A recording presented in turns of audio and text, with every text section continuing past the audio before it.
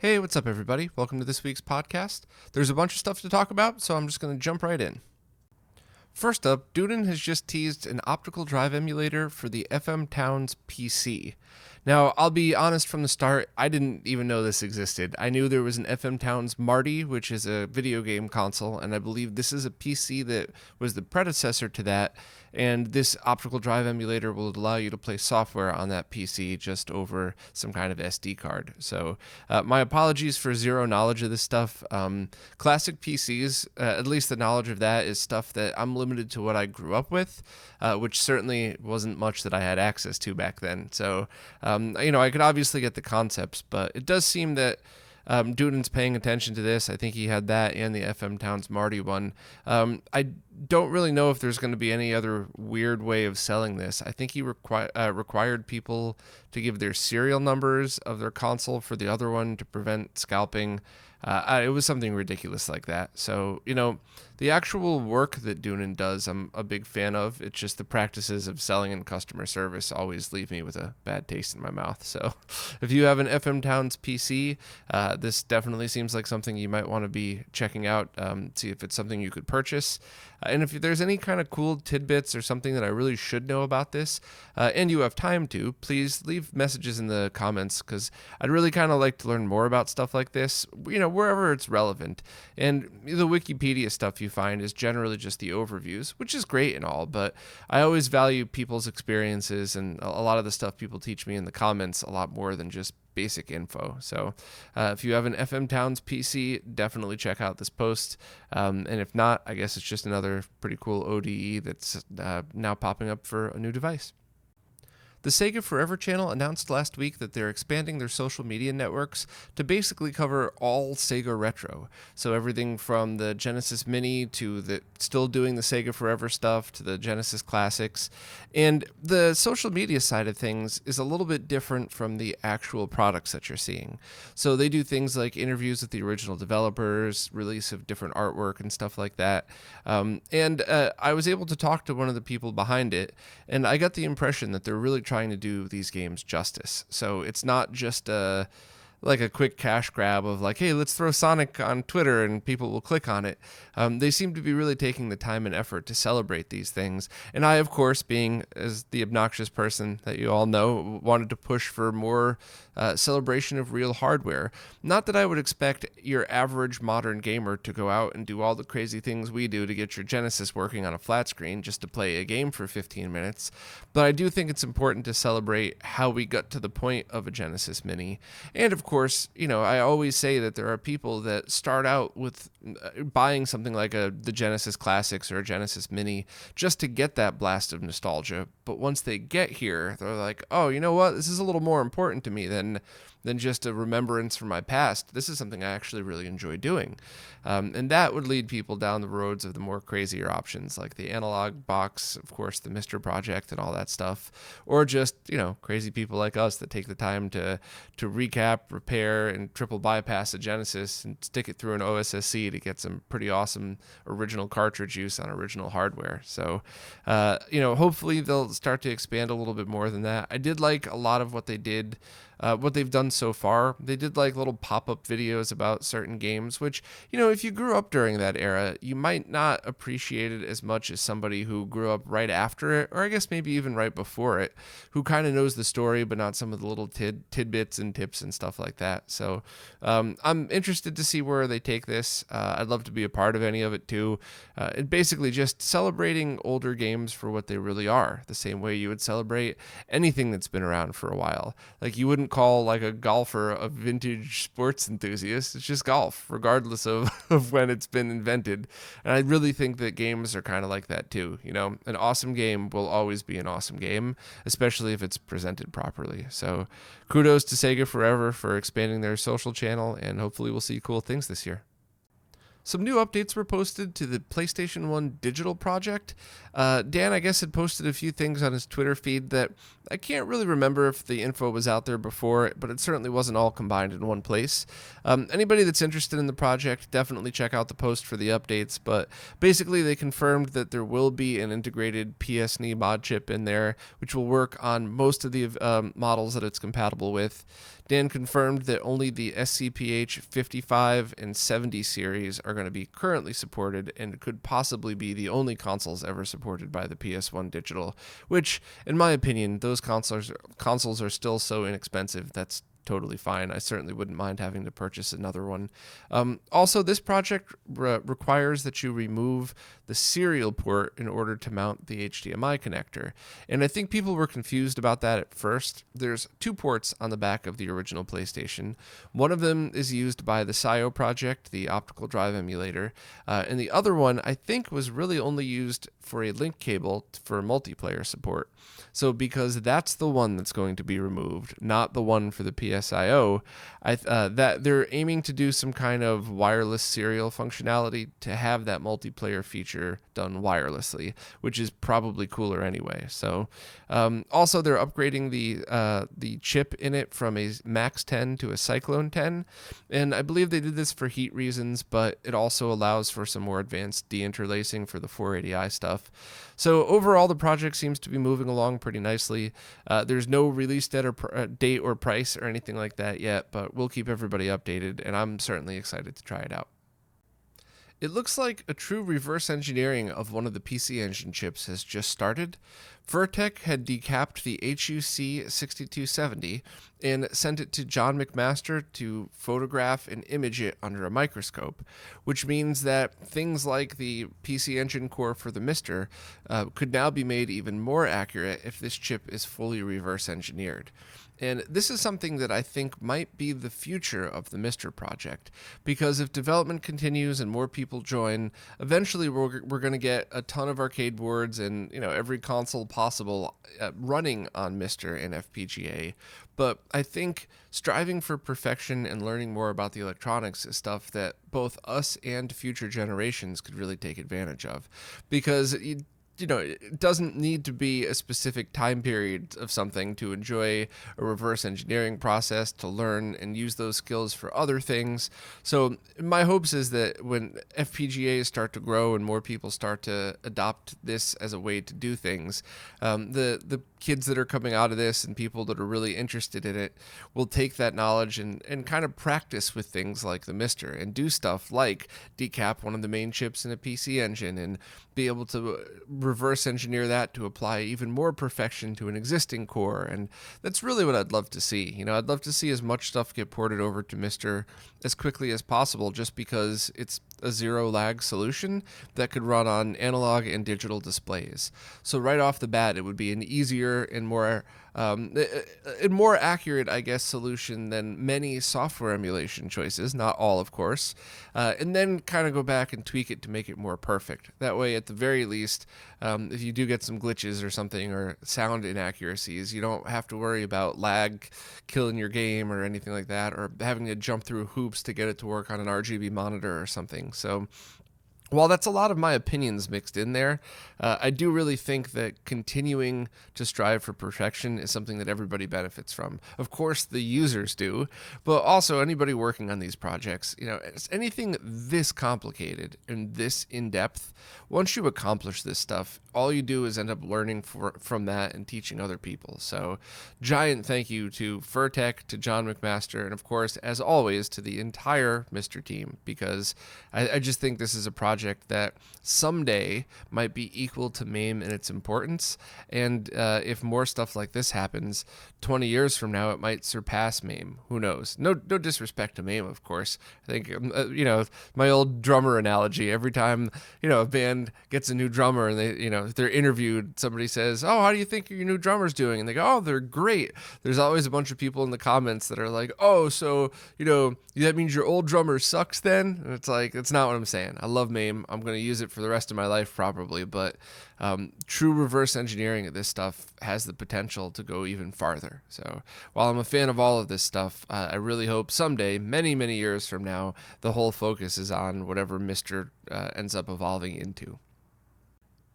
Dan, aka Citrus 3000 PSI, has come up with a pretty interesting solution for Model 101 GameCubes, which are the ones without the digital port.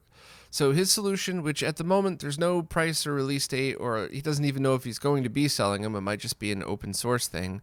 But the whole purpose of this is for people to take one of the GameCubes that doesn't have a digital port, remove the analog port, and use the things that he's created to essentially add a digital port in its place. You have two choices when you do it. You could just have the digital port, which makes it a no-cut mod and which would work perfect with things like the Carby, so you just plug in your HDMI cable and you're good. If you're doing this to use the original component cables, or I guess any GameCube component cables, you're going to have to drill a hole and add a 3.5 millimeter jack that gets you left and right audio as well as composite video, which is just a bonus, I guess. And I think this is pretty awesome, and I've been asking for a more solid choice for the original GameCubes. And this does bring up kind of an interesting debate, I guess. If you're looking for a digital solution in longevity, this seems to be the best solution, because you just replace the analog port with the digital one, and now any digital port solution that comes out for the GameCube forever, you just plug it in and use it like a plug-and-play device. But for the short term, I would have thought that most people would have preferred, if you're going to have to mod the insides anyway, just a solution that replaces the analog port with an HDMI port, or maybe an HDMI port and a 3.5 millimeter jack for people that still want composite video and that. But you could probably fit them both in the same spot, still making it a no-cut mod. So, all of these things are open source. The GC Video Project's open source. So if anybody out there is a developer and agrees with me, some kind of internal HDMI solution for the GameCube would be pretty cool. But I'm really appreciative of the time Dan put into this, because like I said, the longevity side, right? Who knows, 20 years from now, somebody might make an 8K version of a digital port adapter, and if you had an internal GC video solution, that would be obsolete. So doing something like what Dan did would actually make sure that your console's compatible with pretty much whatever comes out in the future. But like I always say, which might be so annoying to longtime listeners, more choices is never a bad thing. So thanks very much, Dan. And hopefully the project will be available in some way soon, whether it's just open source or whether somebody's going to sell it. There's now a pretty neat patch available for the PC Engine version of Ninja Gaiden. Apparently, the PC Engine version had an English translation already built in. You just had to hold 1, 2, and select at the main menu in order to access this. So someone was able to make a patch that just doesn't require it. It just always boots in the English mode. So it's one of these patches that I really appreciate, because you're still getting the original game. It's just making it a little bit easier to access the English mode of it. And this game, I believe, is one that's known to be one of the better versions of the game. Certainly better than the NES version, I believe. So, I always love neat little patches like this. Any kind of language translation, I'm always really happy about. But this is kind of cool, because it's taking translation that was already built into that and then just kind of making it easier to access. So anybody who could run PC Engine ROMs and likes Ninja Gaiden and wants it in English, definitely use this one. Here's kind of an interesting one. Someone discovered that there may be a bug in the original Super Mario Bros. For the NES. The enemy that flies in the cloud and shoots the spiny characters at you has always kind of just dropped them over the side. And after analyzing the code, it was speculated that the way that these things are fired out at you should have been at a diagonal angle and different based on the speed that Mario was running. To kind of add something interesting to this, the later version that was ported over to the Game Boy also followed the original behavior of the cartridge of the original NES version. So it's kind of a neat speculation to wonder, was this a bug or was this actually a design choice? And then what happened when the next port came out for it? Did they know that it was a bug but just said, hey, let's keep it true to the original? Or was that always the way it was meant to be? But either way, it's a pretty neat piece of history. And if you'd like to patch Super Mario Bros. In order to try that out, the patch is now available. The previously unreleased Dreamcast port of Heroes of Might and Magic 3 was just dumped and released to the public. This was a game that was available on computers, I think PC, Linux, and Mac in 1999, 2000-esque, and a port was started for the Dreamcast, and I don't believe it was ever completed, and it was not released until now. And the person who owned the prototype disc of it now just released it to the public. And while I'm very appreciative of all of these unreleased things being archived now and saved, I think they're very cool pieces of history. And I do like how you could back up a piece of software. So even if the original disc eventually rots out, now we have this cool little snapshot of history. I love all of that stuff. I'm just always wondering the scenarios behind all of this, and allow me to explain a bit. And I don't know the details, so I'll talk in more general terms. But a few months ago, somebody said, hey, I saw a game that I knew was unreleased sitting at a shelf somewhere in Japan at a game store. I didn't really have the money to pick it up, but I grabbed it because I wanted to dump it for everybody, and I wanted to make sure that, this went to the public. So I'm going to start a GoFundMe campaign to get my money back. My personal opinion is that is awesome. That's somebody that jumped at a chance. They knew that if they walked away that day, the game probably wouldn't be there. And who knows who else would get it. So I think that's awesome. And if it was a game that I liked or at least something that I felt was important, I would be happy to donate just for the hell of it. And I don't know why there was a GoFundMe for this one. The only things I know is somebody originally bought it, and then decided to release it only after doing a GoFundMe campaign. And while I certainly don't want to talk about this person because I do not know anything about the situation, I just hope the GoFundMe to release a unreleased game doesn't become a thing. I just think it would be very off-putting if there was a bunch of people sitting on unreleased games for their collection because they wanted to feel special that nobody else had it, that now they're going to demand a ransom in order to release it. Once again, I am not talking about this Dreamcast game. I do not know anything about the scenario, and I don't want to paint anybody in the wrong light. I'm just talking as a generalization. I think if people need cash to help release these games to the public, that's pretty awesome and very reasonable. However, if there's just people sitting on stockpiles of unreleased games, I just don't want to see one of these pop up once a week just for people trying to score money off of it. And it's a judgy thing to say. I've certainly been through hard times a few times in my life where I sold stuff I never would, and I probably acted in ways that I never would normally just because I had to pay the rent and put food on the table. So I'm trying not to be judgy about this, but I'm also being honest at how off-putting some of this stuff can be to me. And you also remember that you're talking to somebody that very happily supports a lot of people's Patreons. I love crowdfunding. I love people all chipping in to make something happen. I really think all of these are wonderful as long as they're not used for ransom, I guess. So, the bottom line is we got a game that wasn't released in the Dreamcast, and that's pretty neat and pretty awesome. I just hope these things continue to be done in a positive way, and this doesn't just start showing up a bunch of weird GoFundMe campaigns. So anyway, rant over. Sorry about that. Modern Vintage Gamer has given us a glimpse into his wizardry. He just posted a brief video showing how he took open source code for the game Heart of Darkness and ported it to the original Xbox. I think that video is probably something anybody with even a small amount of interest would enjoy, but if there's other developers out there, he said he was going to be releasing the full video that showed his entire process step by step with thoughts along the way. So I think while I would probably enjoy the shorter one just because I'm not a programmer, but I do love the stories behind it and the tech behind it.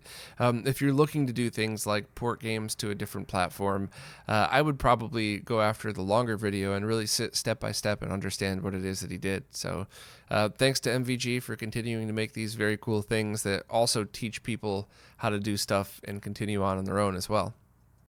Crix has just posted more information on the upcoming Mega Everdrive Pro, which is essentially like the Mega Everdrive X7, but with Sega CD support, which is pretty awesome.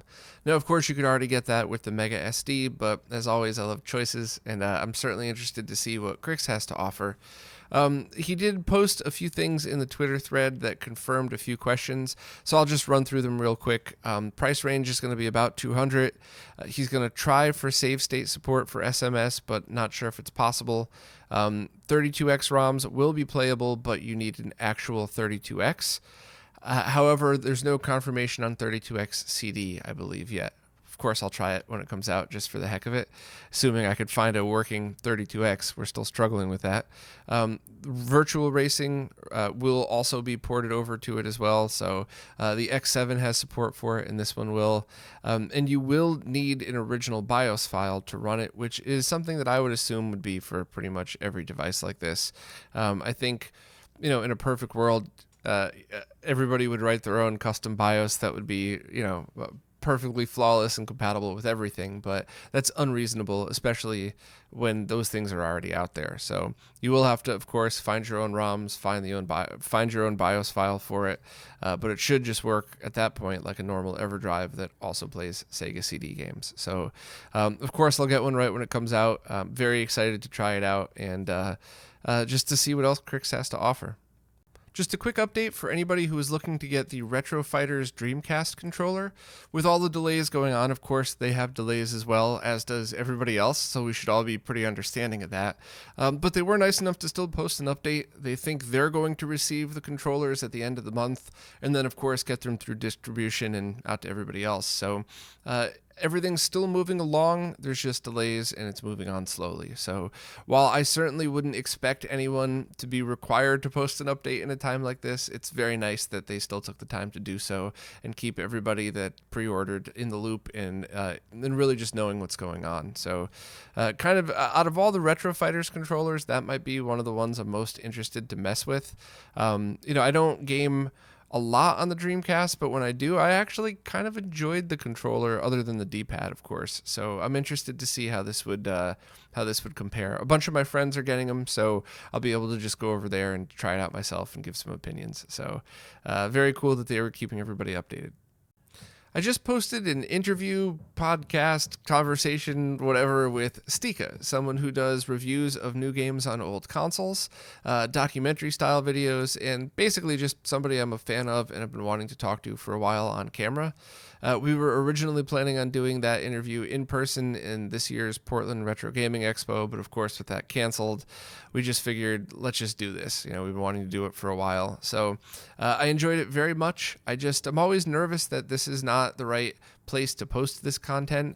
I mean, the work that Stika does is very relevant to the stuff that most of us like, so that part's cool, but it is essentially just two friends having beers, if you will, talking about whatever. So, if you're cool with that, definitely, check it out. Listen to somebody who has some insight to a lot of cool things. If it's not your thing, I totally understand as well. I'm always debating, do I start a second channel to put this stuff? And if I did, I would do probably 1 or 2 a week, even over Skype, just because I really enjoy doing them. I just want to make sure I'm not annoying people with content that they might not be here to see. There's people that only watch the weekly roundups, which is cool. There's people that only really care about the higher production stuff. And respectfully, I don't really care. All of that's awesome to me. I'm just glad everybody's here. I just want to dealing with things like YouTube's algorithm, how to post the right content in the right place. I just want to make sure I'm getting all of this stuff right, because I'll never stop doing it. I just want to do it the right way. And most people listen to these audio only on iTunes, Google Play, or stuff like that.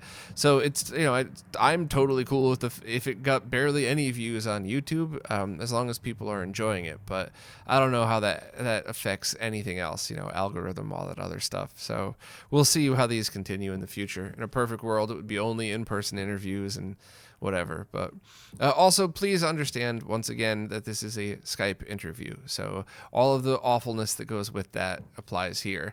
The audio quality is not going to match because it's my regular mic versus Skype audio. There's always a delay. I can't tell you how many times, not even just in interviews, just in hanging out and talking to friends over Skype, we'll all stop talking. there'll be like a 3-second pause, and then we'll all start talking again, but we don't realize it for another few seconds. And it's, it kind of, that really bothers me when that happens, because I always want I always want my guests to feel like a guest, not like somebody who's just there to get, steamrolled over. And I'm sure people listening might accidentally take it that way as well. But I just, there's something totally different about being there in person with no delays and a different feel to things. So just please, if you do want to listen to this, keep in mind that anything that's done over Skype is going to have some weirdness like this. But anyway, thanks very much to Stika for doing it. Thanks to everybody who listened. And it seems like the people that did listen have been enjoying it so far. So hopefully I'll do some more of these. Well, that's it for this week. As always, thanks so much to everybody who watches, listens, participates in the comments, if that's your thing. I always do like hearing people's thoughts and all that, and I try to respond to as many as I can. So thanks very much for everybody that's cool about all this stuff. And of course, and especially, thanks to all of the supporters who subscribe on Patreon or Floatplane or wherever. And it's really you that's keeping all of these things going. So thank you all so much, and I'll see you next week.